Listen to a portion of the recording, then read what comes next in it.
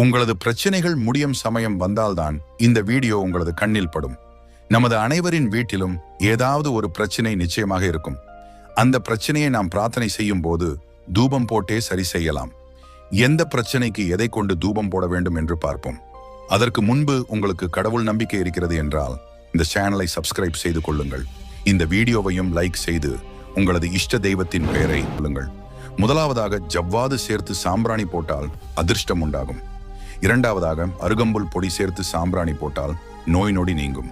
மூன்றாவதாக தசாங்கம் சேர்த்து சாம்பிராணி போட்டால் தரித்திரம் நீங்கும்.